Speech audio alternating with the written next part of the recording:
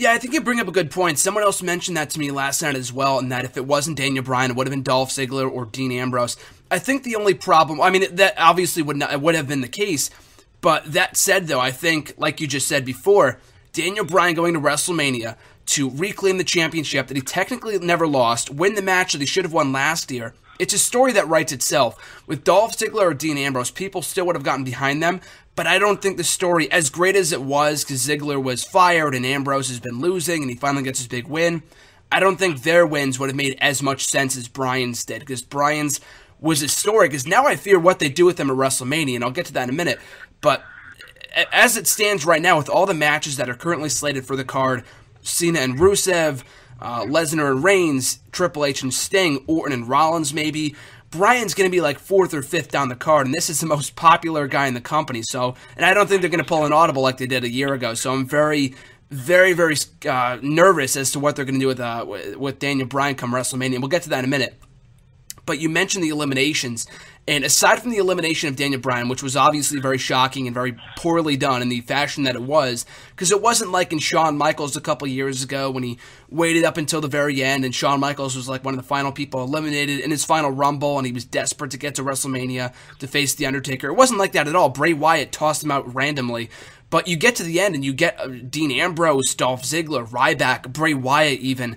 They get tossed out, like you said in your words, like a sack of potatoes, by Big Show and Kane of all people. And I think their philosophy, their thinking was that if we have Big Show and Kane and Rusev be the last ones in that matchup and Roman Reigns eliminates them, then it will get them behind Roman Reigns. But that didn't happen. They still booed regardless. It was disgusting to me. I think it would have been better had they waited until Bryan, and they kept Bryan in there, or Ziggler, or Ambrose, or Ryback, whoever.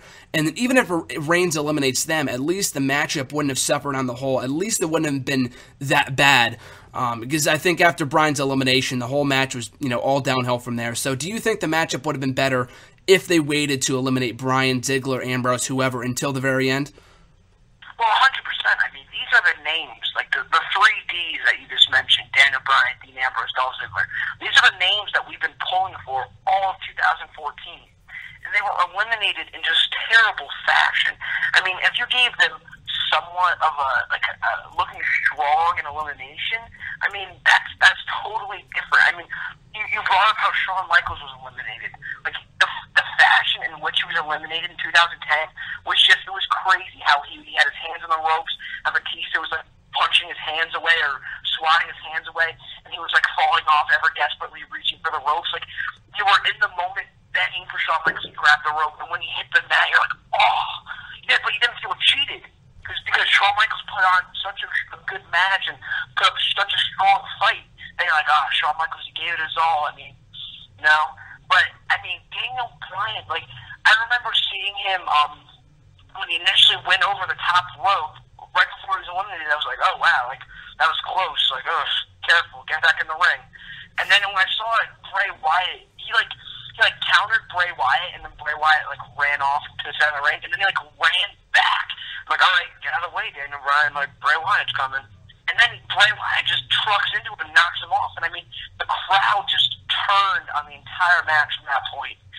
It didn't matter what you did. I mean, you could have had Bruno Sammartino return or Bob Backlund or test his ghost. Like, nothing would have mattered anymore. And it was just the way they were eliminated was just not conducive to making them look strong at all. I mean, like, I love the example you brought up with Shawn Michaels. That made him look perfect in defeat. Like, he desperately wanted to stay in the match, and he just couldn't hang on. Right? Dolph Ziggler gets KO'd by the Big Show, and doesn't he, like, I'm thinking, all right, he got KO'd, but maybe he could, like, wake up and, like, stay in this match. At least he's the number 30 entrant. At least remain final four, how about? No, he just, no fight at all, just gets dropped over the ring like a sack of potatoes. So, that was, like I said, that was the cherry on top of the terrible Sunday we were fed on Sunday at the Royal Rumble. Say that 5 times fast.